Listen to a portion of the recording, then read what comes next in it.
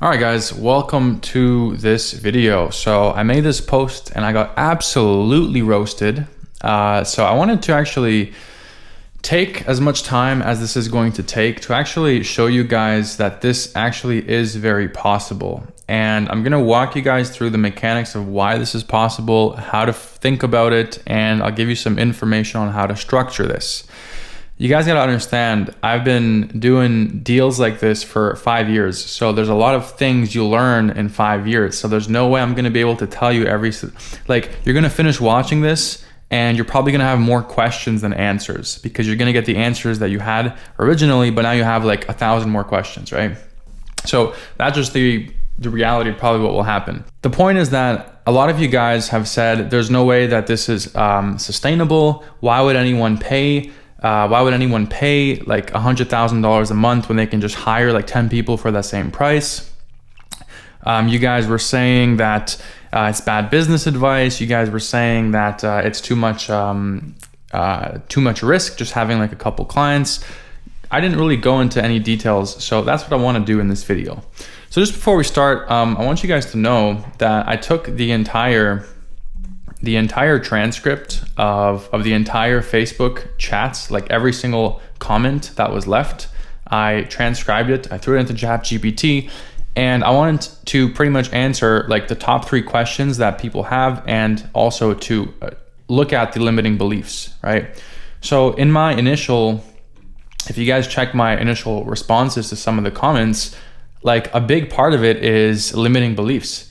And I mean that because you guys have had certain experiences that you either tried to do deals like this and it didn't pan out, or you just don't think that there's any way that this is possible, or you've heard some stories or like this and that, right? So I'm literally gonna walk you guys through this model. The first thing we need to understand is what kind of company is this actually for, right? You guys were saying that no serious company would ever give 10% of revenue. And if a company is already doing $1 million a month, they'll already have everything figured out. What you guys need to understand is that businesses in the high ticket space, we can break them down into 3 components, okay? We have sales, we have marketing, and we have fulfillment.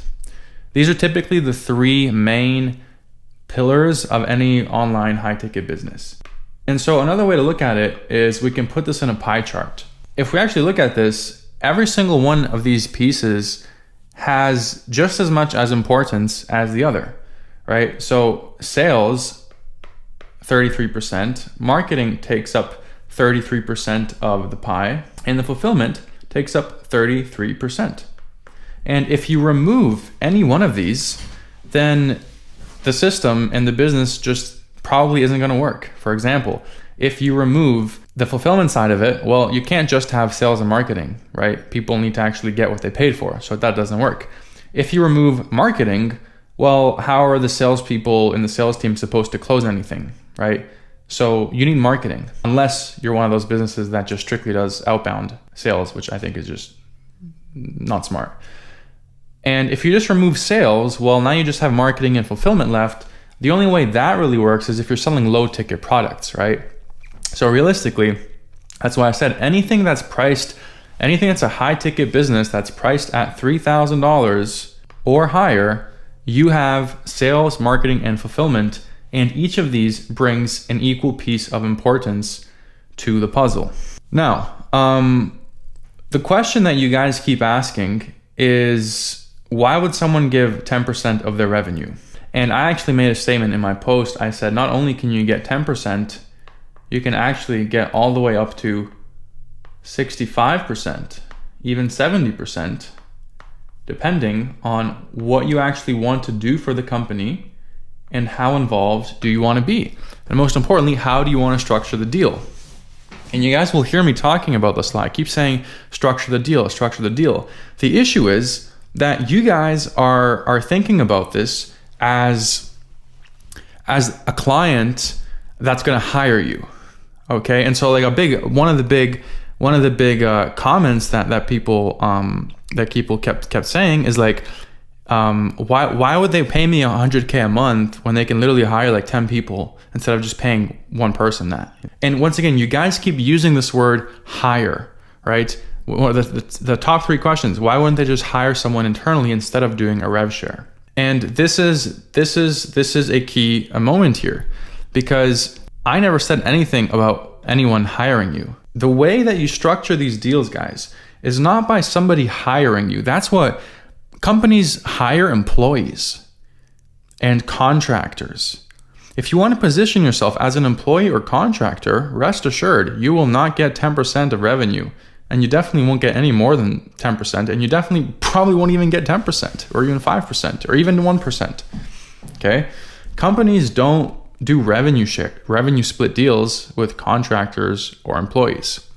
They do revenue deals with, this is what I call the P word, partners. Okay? Partners, partnership. Okay?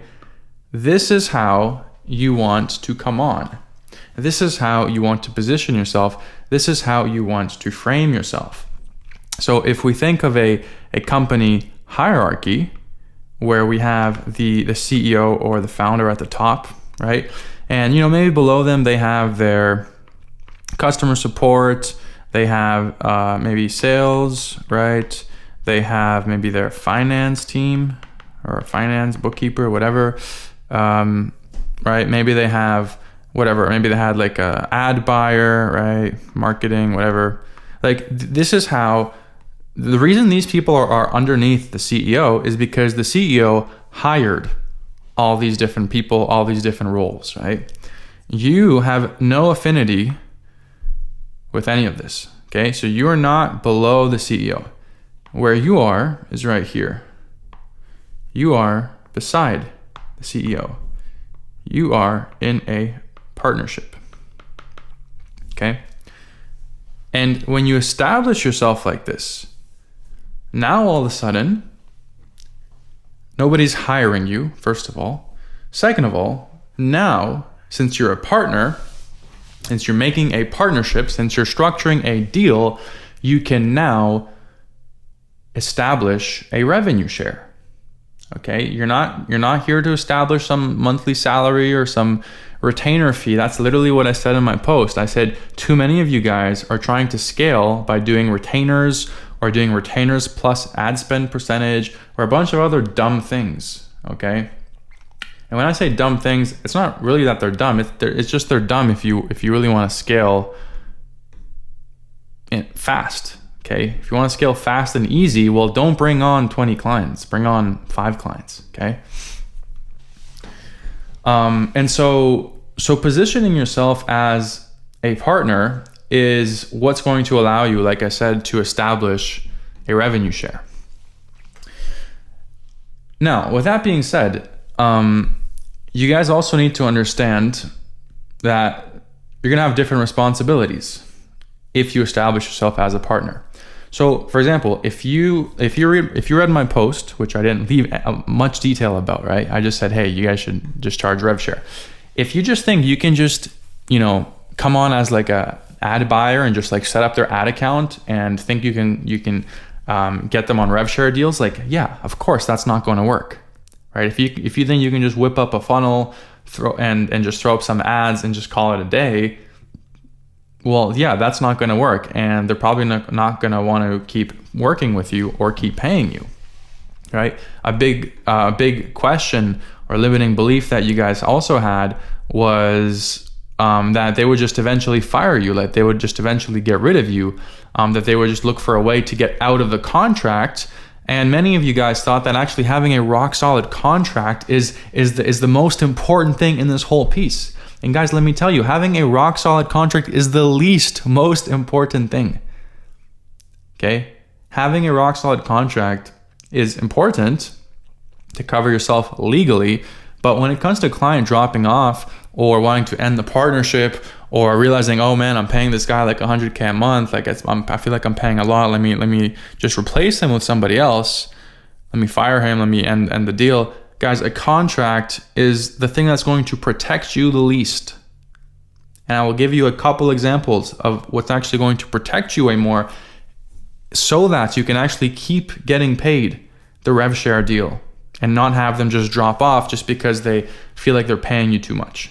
Okay, your contract is honestly the last thing in your line of defense. Okay, it's truly the last thing.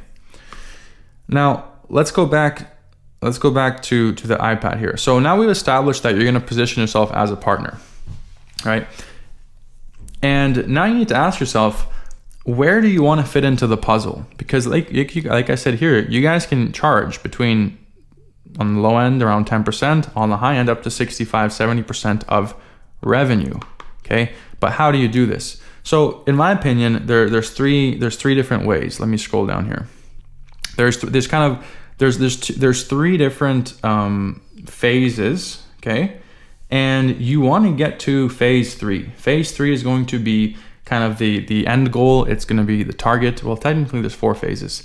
And phase 3 is going to make you the most amount of money. Okay, so phase 1 is you come on as either marketing agency or a much less popular option, a sales agency.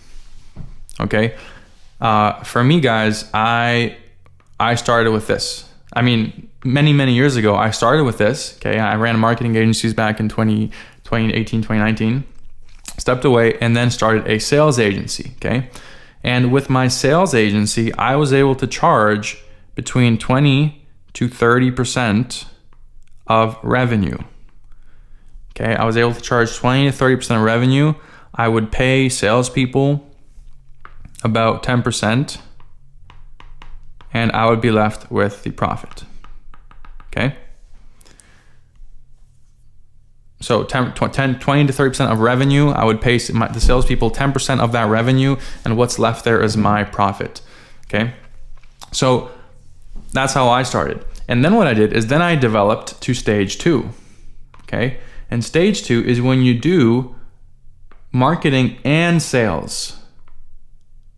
Okay, so you're doing marketing and sales. You're not just doing either in step 1, you were either doing just marketing or you were just doing sales, right? But in step 2, you're now doing marketing and sales. Okay, so for example, step 1, I was charging 20-30% of revenue doing the sales. If I was doing the marketing, I could charge 5 to 10% of revenue doing marketing. And I'm also going to explain which kind of companies would even pay 5 to 10% for marketing or 20-30% for sales. Okay, I'm going to explain that right after this, because that was a big thing. You guys are like, why no one's going to pay that? Like you're like, if you think anyone's going to pay that, like you're just either you got super lucky, or like they're just really dumb. Like no one's going to pay that. And I'll tell you exactly how to get people to pay this. And guys, you need to understand that with this business model that I'm sharing with you, I was able to sell $50 million. About $50 million cash collected in the few years that I was CEO of my sales agency, right? And so from that 50 million, we charged a percentage, right? A percentage of that revenue. And so the second phase is you're doing marketing and sales. And so for this, you can charge between, if you're doing both marketing and sales, you can charge between 30 to 40%. Okay. And just before I continue, let's just answer the question of who and why, like why would anyone pay this? Okay.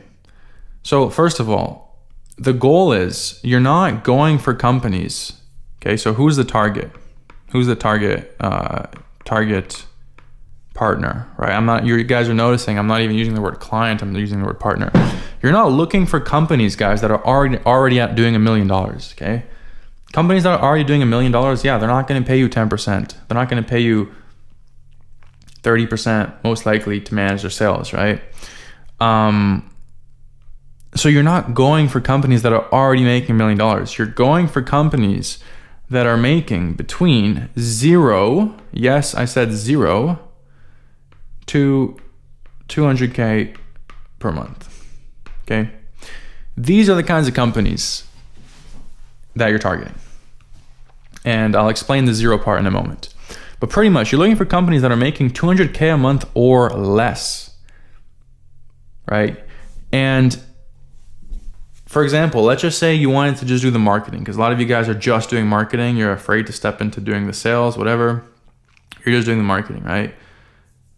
So it's like, all right, well, Mr. Potential Partner, so you guys said you're doing 200K a month. How long have you been stuck at that? Okay, well, yeah, we've been stuck there for like 6 months. We haven't been able to grow past that. I don't know why. I don't know if it's our systems or our sales team or whatever.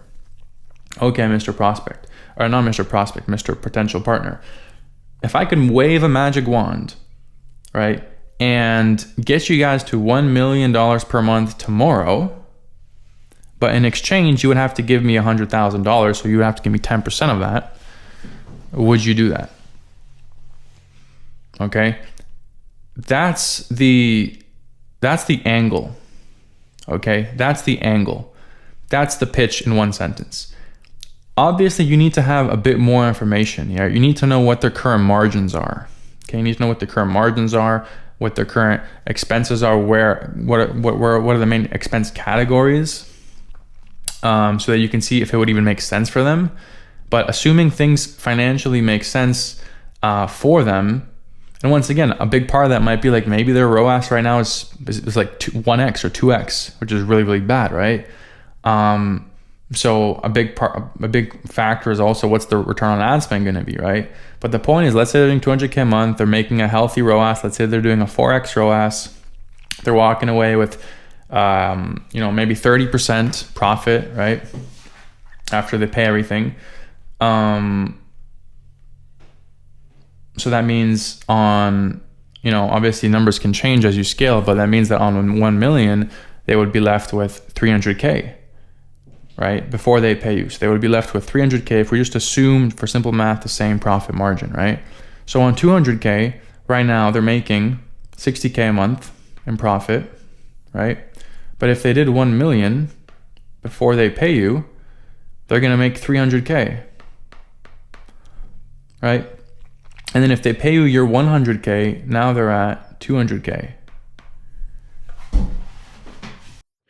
Real quick, guys, one thing I forgot to add here as a caveat is you would only want to charge this on the difference. So if their average was 200K per month for the last 6 months and you take them to 1 million, you don't want to charge them for the entire million. You only want to charge them for the difference. So in this case, the difference is $800,000. So in this example, they would still keep that initial 60K of profit, plus they would make all the extra profit in that 800K, if that makes sense. And also, as you scale, people think that, your profit actually goes down, but there's a lot of things you can actually do to make your profit go up. Your profit margin. So the question is, does it make sense to pay someone 100K to make almost 4 times more profit? Another thing is like maybe they're getting 30% profit margins on a 2x ROAS, right? And so if you increase the ROAS also, for example, to 4x or 5x or 6x, now not only do they get more revenue, but their profit margin and the profit percentage also goes significantly higher for them. So that's another thing to keep in mind. So maybe the initial example here I gave doesn't look maybe as attractive, but it can still make sense. But also, once again, we need to take into account that the return on ad spend can also improve dramatically if you actually know what you're doing on the marketing and or the sales side. Right? As a simple example. So you guys need to go for companies that are 200K or less, that have been stuck there, that don't know what to do, and you want to take them to 1 million. Now, if you guys are coming on as a marketing agency, and once you look actually into their business and you see that the bottleneck isn't actually marketing, it's sales, well, then what are you going to do? If you're marketing, if you're positioning yourself and if you're thinking in your head that you're just a marketer, right? What are you going to do? That's why the thing that makes the most sense is to do marketing and sales, right? Is to have overlap.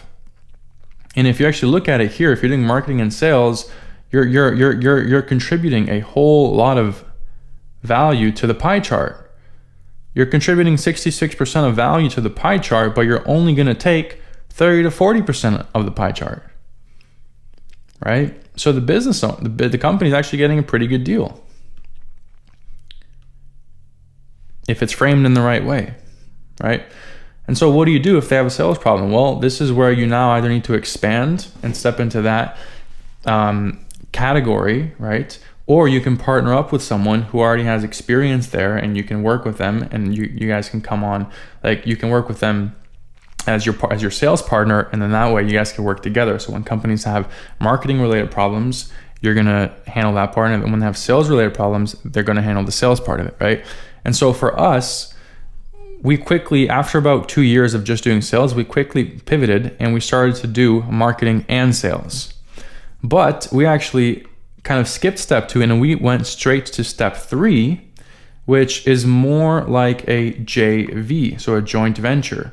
And the way this looks like is not only are we doing marketing, not only are we doing sales, but we're also taking all the financial risk. In other words, not all the financial risk, but we're taking the most important financial risk, which is ad spend. Okay, so we would cover everything: marketing, sales, and finance the ad spend, to the point where now this becomes a very, very interesting offer, because now we can charge on the low end 50%, and on the higher end up to 70% of revenue, right? Of revenue, guys. And so this becomes very interesting for everyone involved, because the person you're partnering up with, they literally have to do absolutely nothing. They're not taking financial risk. They're not having to hire people for marketing or sales. They just sit back, and all they do is they wait until you bring them customers, right? Until you bring them customers. And if we look at this equation here, marketing, sales, fulfillment, you're doing sales, you're doing marketing, and you're now taking all the financial risk.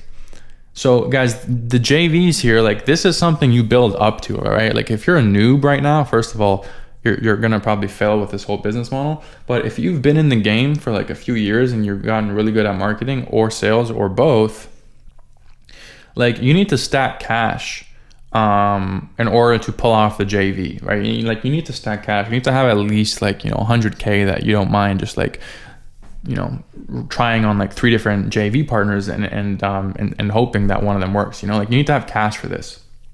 Or once again, partner with somebody that has cash. You see how everything comes to partnering. And so yeah, this is the big boy play here. Okay, this is the big boy play. But if you get to this part, it gets very, like I said, interesting, because now you as the person doing doing the marketing, sales, and the ad spend, you are now risking a lot, right? You're risking a lot, but your potential reward is a lot higher.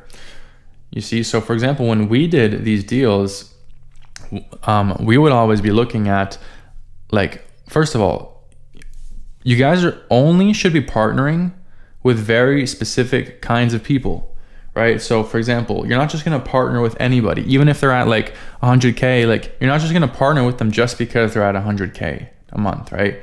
Like you're looking for very specific kinds of partnerships. The numbers need to make sense for everybody. You need to understand their margins. You need to understand their funnel right now. If you actually see that there's some tweaks that can be made that would easily improve the return on ad spend, right? You need to understand a lot of these things. Guys, a lot of offers that we've scaled from like even up to like $2 million a month in sales, a lot of them started off at 0. Okay, so a lot of the offers and the partnerships we did were actually with founders of previously successful offers and previously successful companies, and they had an idea for like a new offer they wanted to launch. And this offer, they had nothing. They had no marketing set up, no testimonials, right? They didn't have any of that. It was just a brand new offer.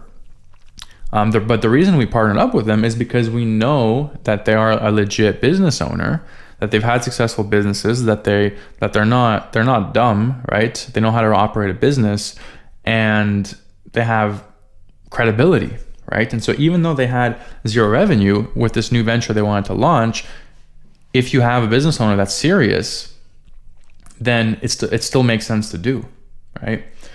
So that's the 0 part explained.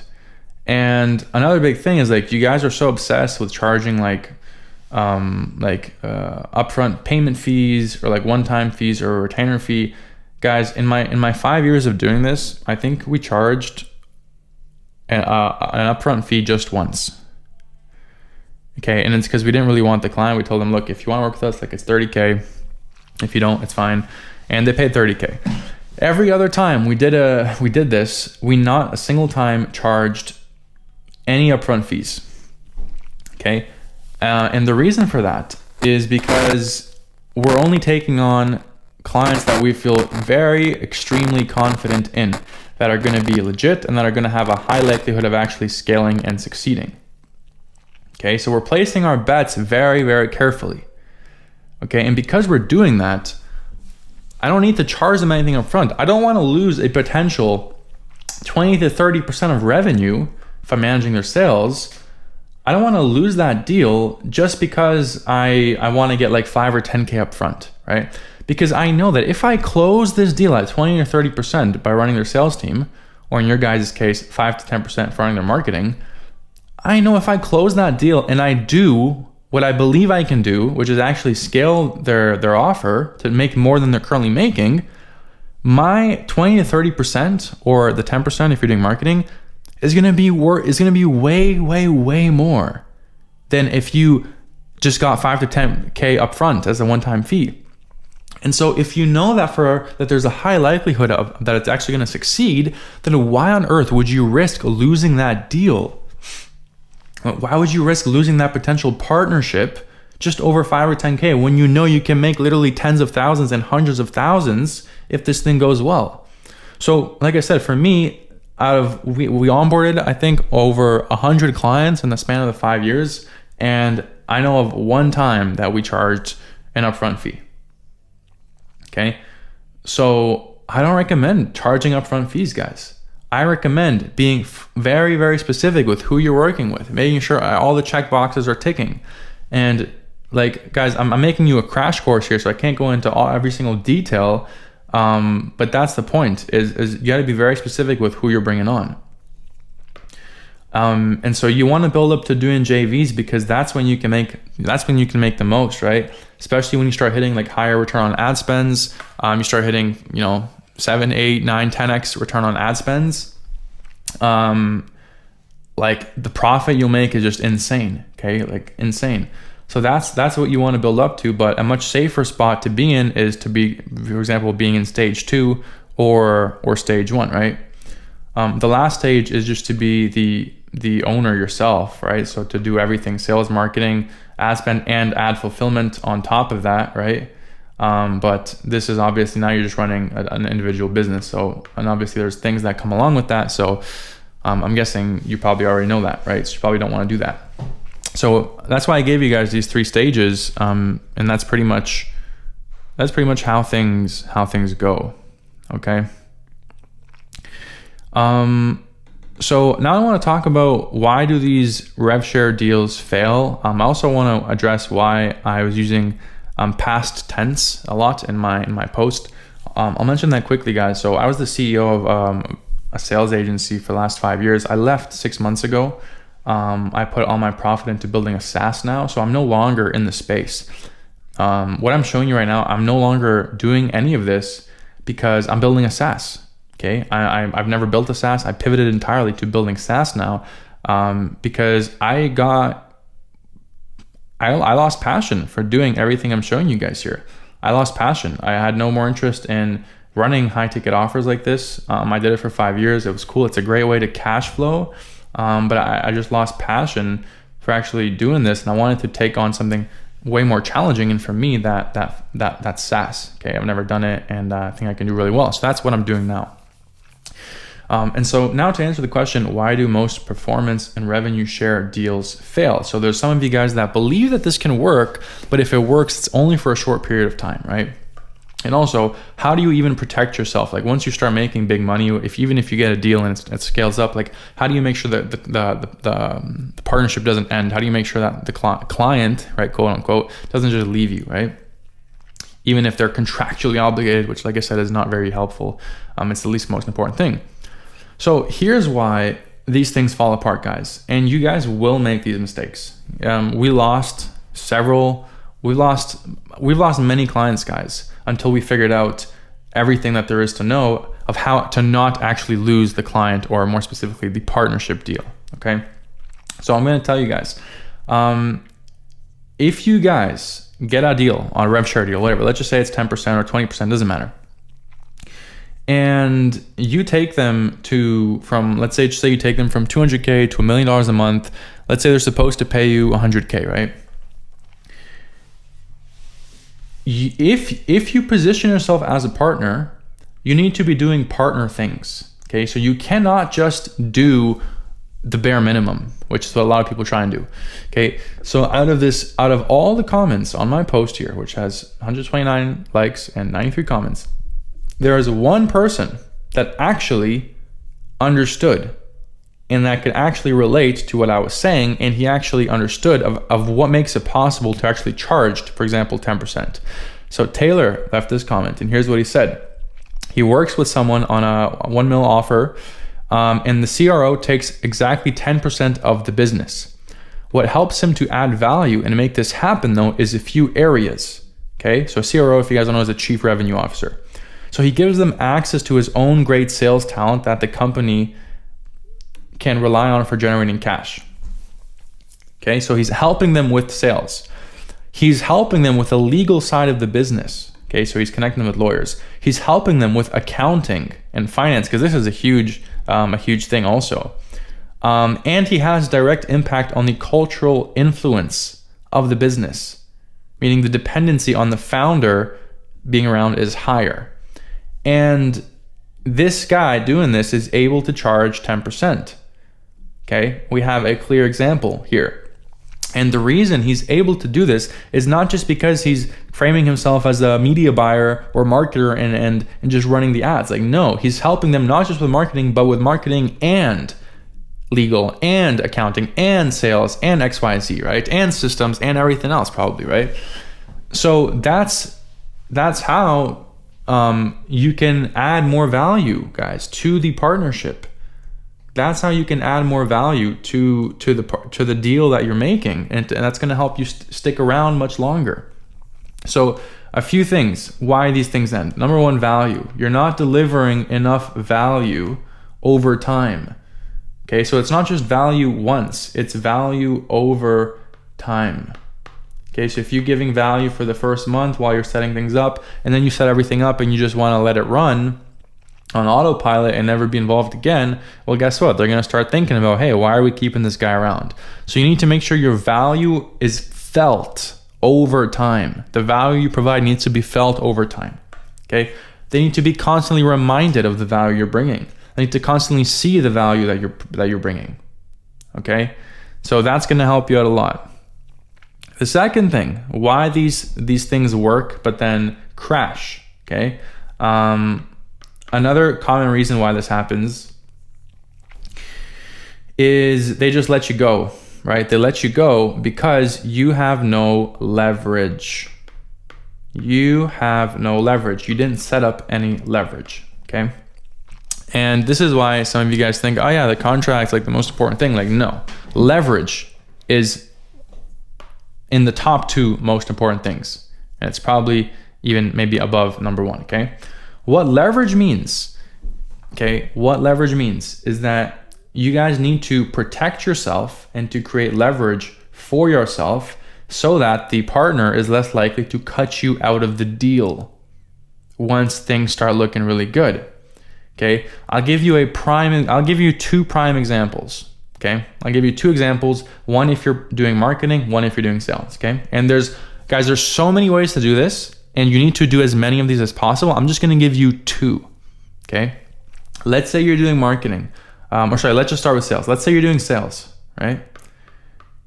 Why this doesn't work for many people that are trying to do sales management or sales agency model, etc., is because they don't have full control over the sales. You guys need to have full control, guys. You are a damn partner in this thing. You need full control of the sales division, or if you're doing marketing, you need full control over the marketing division since you're the partner, right? That's what partners do. And so the way you gain full control, for example, with sales is, for example, number one, we would do all the payroll, right? So the company is not paying the salespeople directly. They are paying us, and then we are going to pay the salespeople. So the salespeople worked for our company, right? Every salesperson that was hired worked for my company, and then I would deploy the salespeople into the partnership deals that I was making. Okay, that's a big thing. Another example of this, guys, is like you do not want your clients to have, or your partners to have any connection with your salespeople. They shouldn't even know what their real names are. They most certainly should have no direct access, no direct communication with your salespeople. Okay, and they don't need to. Why? Because you are the point of contact. Okay, you are the point of contact. That's why they brought you on. They brought you on to take over the entire sales so that they never have to worry about sales again. And so that's why you are their sole point of contact. They don't need to know who the salespeople are. They don't need to know their names. They don't need to have communication with them. You are the point of contact. Okay, you are the middleman. This is your value. This is your value to yourself. You are the middleman. The moment you stop being the middleman and you give your clients direct access to your team, then yeah, why would they keep you around, right? That's just stupid. They're not going to keep you around. And that's a mistake that was once again made early on in our company, and we learned from it, right? So it's simple things like this that these are mistakes you're going to make because you haven't been doing this for probably, like I said, a few years like I have. And so you're going to make these mistakes. You're going to lose clients. They're going to screw you over. It happens, right? But you learn from every time until eventually you know pretty much literally every single thing that can go wrong. And so you know how to do everything right. And that way, that's how these things can be sustainable, right? And I'll give you an example of marketing. Let's just say you're doing marketing, right? Or if you're doing sales and marketing, guys. Guys, once again, if you're being brought on as a marketing partner, then all of the assets that you build, you should have control over. So for example, ad account. Okay, what's the main leverage point that the marketer can have? It's the ad account. Okay, it's the pixel, right? So, and that's exactly what we would do, especially when we're doing these deals where we're doing marketing and sales, and especially if we're doing a JV.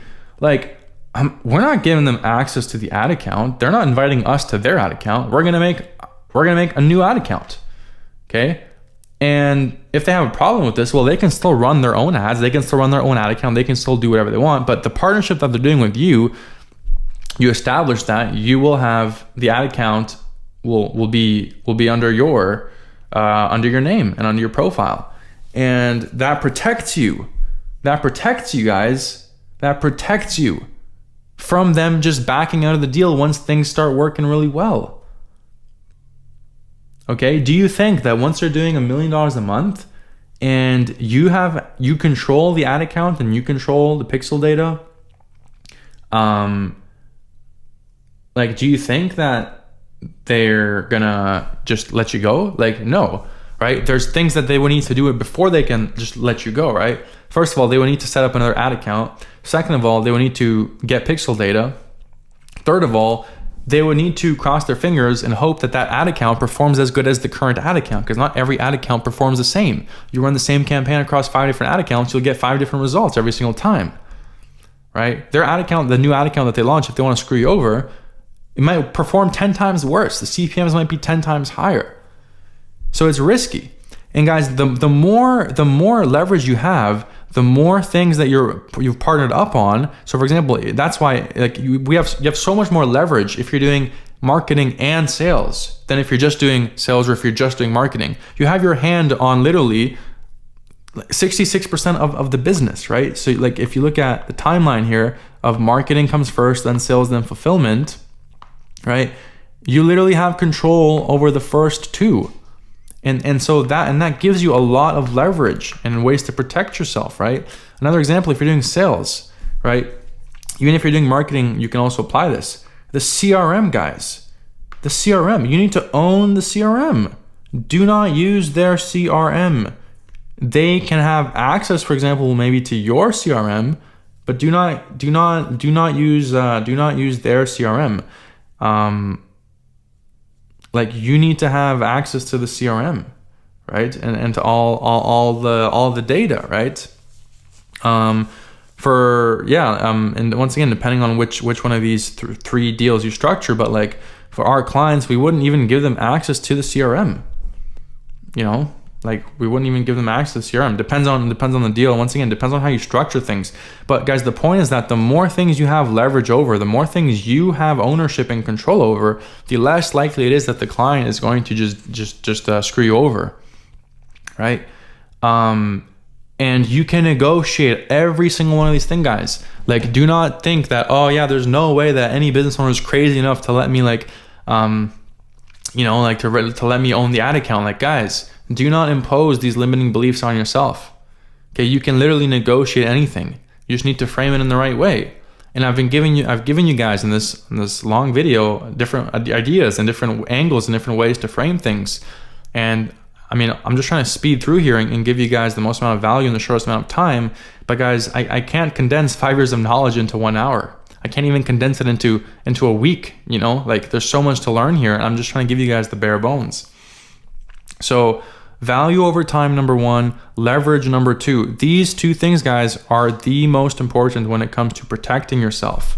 Okay, so this once again goes back to answering the question, why do these rev share deals fail? Well, for you guys, it's going to be for these two reasons. Once you get really good at this, new reasons will come. A third most common reason this can fail is fulfillment. So clients cannot keep up with fulfillment, guys. I can't tell you how many offers we took to do $1 to $2 million a month that were doing like under 100K a month. We took them to 1 to 2 million, and guess what? Their fulfillment crashes and customers start getting super upset and this and that. And so, then you want to give them obviously some time to get their fulfillment sorted out, and hopefully they're prioritizing it. But we had a lot of partnerships where they just couldn't figure out the fulfillment at scale. They were clueless. They couldn't figure it out. And so we had to let go of many partnerships where we would have made we were making literally hundreds of thousands each month, but we had to let them go. Like, we had to let them go because they couldn't keep up with the demand. And this is a serious issue and a serious problem that once you guys get good at this, you will probably encounter, right? Which once again goes back to, like, you need to make sure you're working with people that you have strong belief in, that they can actually deliver, right? What you're going to be selling, and that they actually can scale things, right? And scale fulfillment and scale systems, etc. So that's like another example why these reasons, another example why these things fail. The last thing is, I would also say, is clients, honestly, they become greedy and a-holes. Okay. So once you take someone who's never made $2 million a month, and you take them to making $2 million a month, unfortunately, they get very greedy, and many of them will become a-holes. Money just reveals kind of their truer character, unfortunately, and this is what they turn out to be. And once again, not every single client, but it has happened many, many times. And even for this reason, we have let clients go because they were simply too big of a-holes and we didn't want to work with them anymore. So those are some reasons why these revenue share deals fail. I hope this is giving you guys a lot of more clarity and a lot more insights on the post that I posted. I'm just trying to see if there's any other thing I should address. Yeah, there is one more thing. I'm looking at my ChatGPT. Risk concentration. Okay, so let's talk about risk concentration real quick. A lot of you guys are saying that it's very risky to just have 1 or 2 clients. And I agree. It is very risky to have 1 or 2 clients or partnerships. But the thing is that you got to start somewhere, right? You got to start somewhere. And I think a good place to get to is you want to have like 5 to 10 of these, okay? You want to have 5 to 10 revenue share deals, but you don't need to rush there, okay? The best way to screw this up is to try to do 5 deals at the same time, Okay, I do not recommend that. At most, I recommend you do 1 to 2 deals at a time, and do not do any more deals. Don't do any more than 2 deals until you take those 2 partnerships to actually like making more revenue than they were making before they started working with you. Okay, so yeah, you want to take on one. You want to do 1 deal, and it might take you like 3 months, right, to figure this deal out, to increase the revenue, etc. Then you want to take on another one, or another 1 to 2 now. Okay, and this is gonna once again probably take you like maybe 3 months to kind of figure it out and get it cracking, right? And now you have, for example, 3. Now you're already at 3, and then you want to add another 1 to 2, and so you want to keep going like this until you get to like the 5 deals, right? You want to get to 5 deals, and from there, then you have like a pretty decent risk diversification. And at that point, you're probably going to be making, depends which of the 3 models you do, but you're probably going to be making between 100K to like 600, 700K a month. And it's up to you. Do you want to keep doing that and trying to get up to 10, or do you want to just kind of stay at 5? Yeah, I mean, like, yeah, it can definitely happen if you only have like 1 or 2 of these, and you just stick with that. It can happen. Things do go south. Sometimes people get in situations they got to shut down their business. Maybe a lawsuit comes in. Like, you never know what can happen, right? So yeah, having 1 to 2 clients is risky, but you got to start somewhere. And so just start with that. Start building it up and start building up your partnerships until you have, like I said, about 5 partnerships. You can work your way up to 10. Managing 10 is going to be a lot, but obviously you can make some systems and to help you once you start getting to those points. Okay. So yeah, guys, that's pretty much it. I think I went over a lot of stuff here in this video. I hope this opened up your guys' eyes and gave you some ideas of what's possible and how to do it. And I'm like, you know, I got very mocked in my post. You guys are saying, oh, you're not legit, or nobody's gonna do this, or you're just talking out of your butt. But everything I showed you guys is very, very doable, and it's how I had a lot of success when I was running my first marketing and then sales agency and then a JV agency, right? And doing these deals, guys. And this is how you can scale really, really quickly.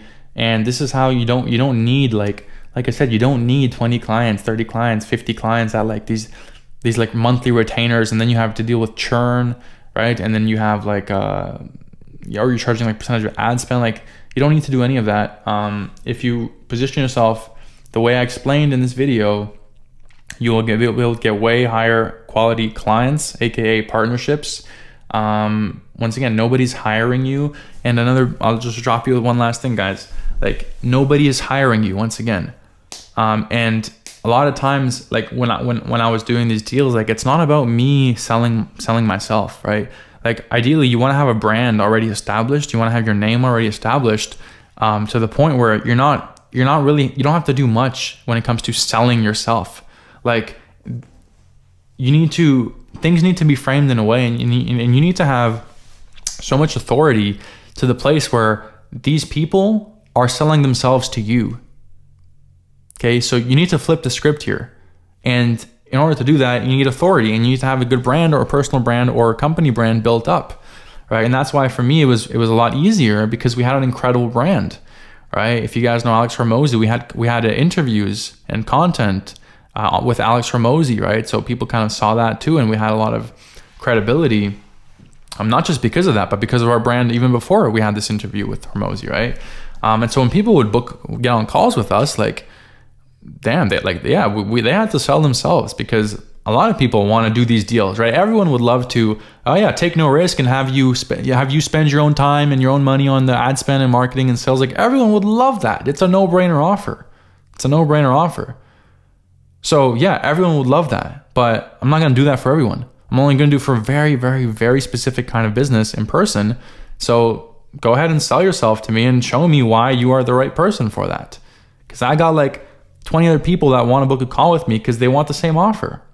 And I got to choose wisely, right? I'm risking my time, I'm risking my money. So that's pretty much it, guys. That's the end of this video.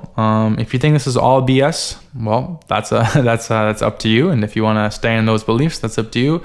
But I hope this video opened your eyes to those of you that were curious about this and wanted more information. And yeah, my name is Jovan, and I'll see you guys around. Peace.